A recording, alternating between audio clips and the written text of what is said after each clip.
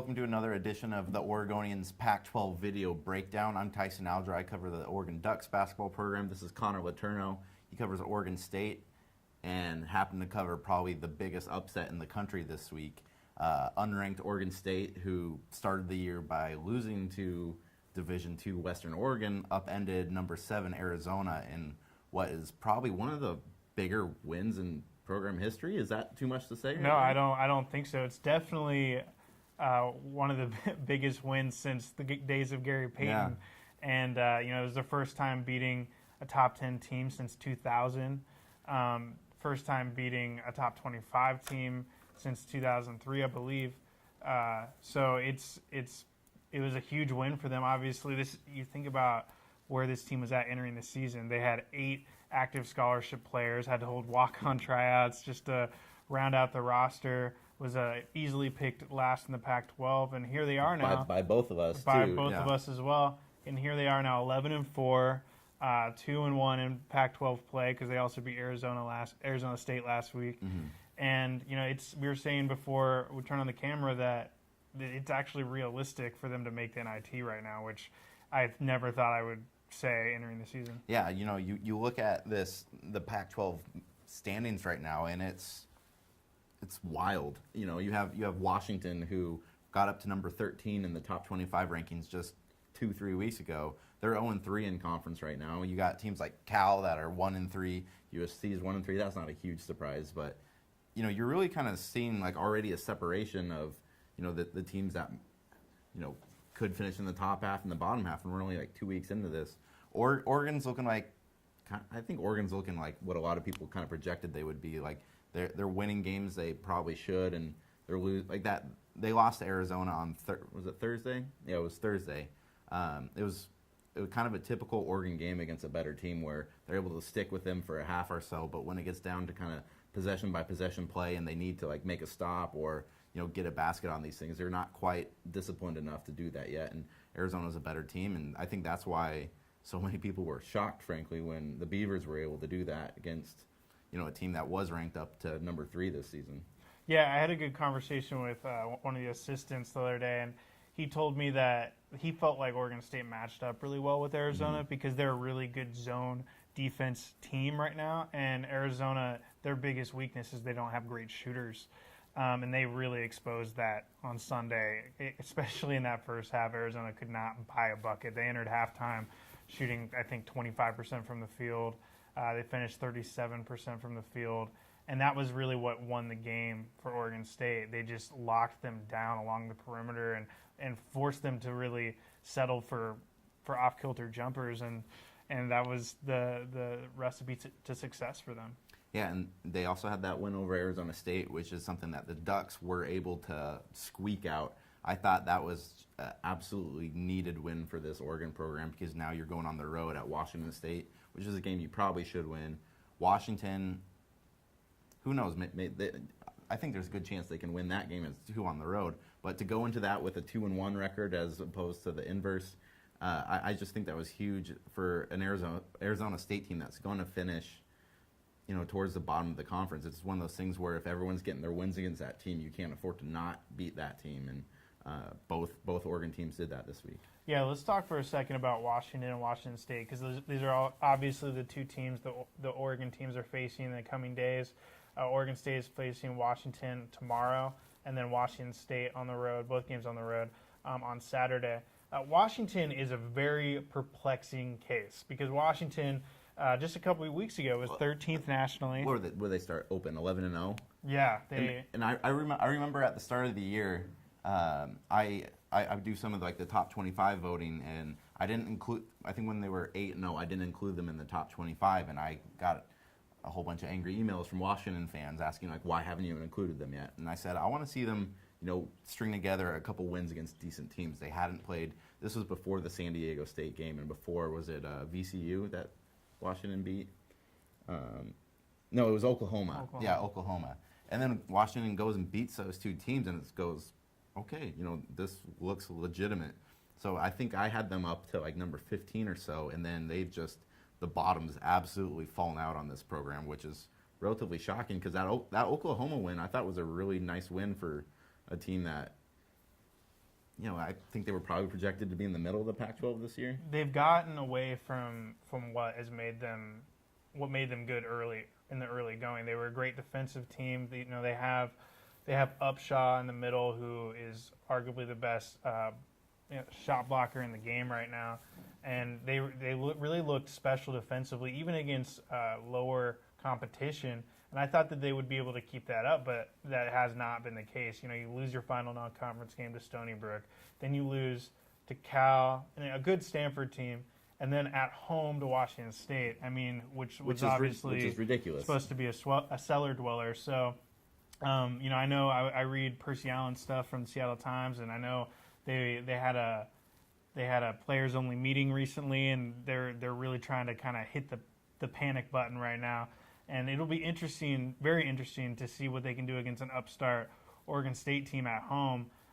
It'll be interesting on both sides. Can Washington kind of prove that this has been a little bit of an aberration, this losing streak, and can Oregon State prove that they can win on the road? They're 1-4 away from Gill Coliseum this season, and they're 10-0 at home. So they need to prove that they can win away from the friendly confines of Corvallis. Yeah, I think this is one of those situations where, for both the teams we cover right now, these are conceivably winnable games. For road contests with how in the gutter Washington's been. Washington State, although Ernie Kent is doing a relatively good job so far after kind of a shaky start. He takes them to road wins over Cal and Washington, but this isn't going to be the hardest, toughest road trip Oregon and Oregon State has this season. And let's say both teams come out with wins, which I think both programs would probably be happy with a split out of these. But if you come out with wins, all of a sudden you're looking at a 4-1 Pac-12 record. You're heading into another home stint. I know USC's coming up. That should be a win for both programs at home. Is UCLA coming up on that one too? Yeah. Yeah, UCLA's gotten beaten down by some of the better Pac-12 teams. So basically, you got a situation where both these teams could be going into that final road trip of the month at Arizona, in probably a lot better spot than I think, especially on the Oregon State side, than people had projected even us a month ago or so. Yeah, no, it's especially with obviously Oregon State. It's been a surprising run, and here we are halfway through the year, and so you can't kind of dismiss it anymore. It's something that's really special, I think, is happening in Corvallis. John Rothstein, who's arguably the biggest expert on college basketball in the country, wrote today that Wayne Tinkle is the early favorite for Pac-12 Coach of the Year, and I've seen that a couple other places as well. Do you think that that's realistic at this point? I think if they can, keep in mind, I'm not expecting them to go, win their next 10 games in a row or anything. I think they will probably accumulate some losses over the road, but the fact that they are 2-1, they're 11 what are they, 11-4 overall? 11-4.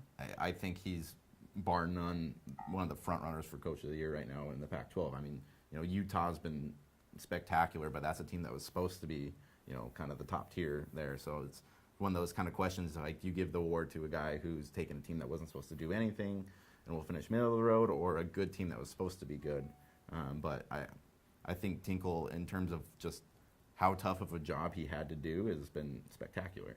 Yeah, no, and literally best case scenario, as I wrote a story last night, every single player is on board with what they're about, and the team has talked a lot about how much better the locker room culture is from last year. There's not those corrosive egos that kind of doomed them in a lot of ways a year ago, and they're just appreciating everything Tinkle's brought to the program. What was just the mood and just the environment like at the buzzer after Arizona?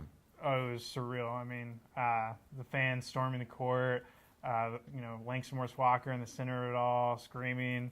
It was a pretty special moment for this program, especially for me, having covered this program's last year of the Crabbe Robinson era and everything that they endured last year. To have a moment like this so soon says a lot about how much they've come together and what Tinkle has done in a short time in Corvallis. I'll tell you what, they had a lot of eyes on that game. I was in Dallas for the football title game, and we were up in the media hospitality room, and there's a bunch of national writers up there, and everybody was just centered around that TV. I was in a different room and someone's like, "Oh, you got to come check out the Oregon State game." It's like, okay, and they're like, "No, they're up by they're up with like a minute to go," and like everyone was like, "No way." So we went over there, and it was a cool moment, and I tweeted at you too. I was like, "Right the heck out of this thing, bud!" Like that was definitely a cool win for that program. Yeah, hopefully I did it justice. It's always a daunting Yeah, task, but no, definitely and touching on Washington State for a quick second, this is a Washington State team that we talked, a couple weeks ago about that was kind of rudderless. It seemed throughout non-conference play. They had some really ugly losses. They got blown out by UC Santa Barbara. They, TCU spanked them. And TCU's actually decent this year, but lose Idaho out on the road to Santa Clara. It was in Idaho. It was a tough go for them, and here they are early in conference play, and they have road wins over Cal and Washington, who entering conference play were in the upper echelon of the conference. Yeah. So, a guy named Josh Hawkinson, who I had never heard of entering the season, and that's because he averaged a whopping 1 point per game for them last year. 15 and 11. He's averaging 15 and 11, is arguably the best big man in the conference right now. Yeah. So Ernie Kent's kind of mining some gems out of the. Yeah, I think that will be an interesting matchup for the Ducks. Is that tonight? For the who? For Oregon against Washington State. Yeah, that's. Yeah. Sorry, I just That's got back. tomorrow. I just got back That's from. tomorrow. Yeah, that's tomorrow. I think that will be an interesting matchup for them because, they're coming off that Arizona State win. They've been okay on the road. They went out and got that road win over Illinois, which was a huge. That's the thing with the Ducks team is Illinois is a decent team. They go out and beat Maryland. Yeah, they can go out and win a game like that. They should beat Washington State. I think a big thing for them will be how much Michael Chandler plays in this game. He's Oregon's 6'10" big man who's been very slow coming along since he returned from a knee injury.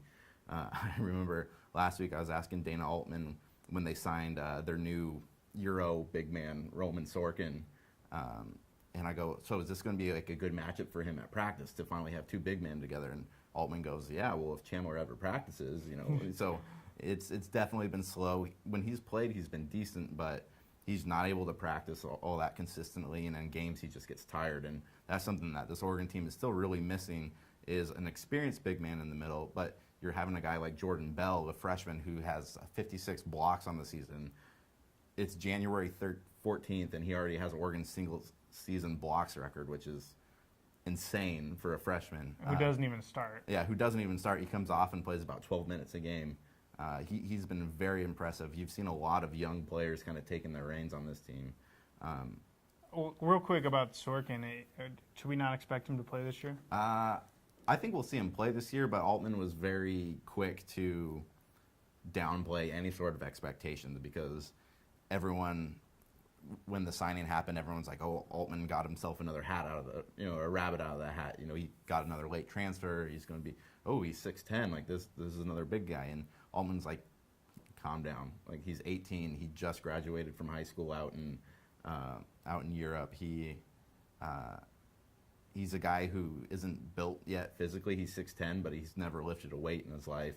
He's got to get used to the American game. So he goes, yeah, he's got a lot of potential. Like, the guy can shoot. He's long, but it's going to take him for a while to kind of implement himself into an American-style game, especially at Pac-12 level. Yeah, definitely. So, big week this week for both programs.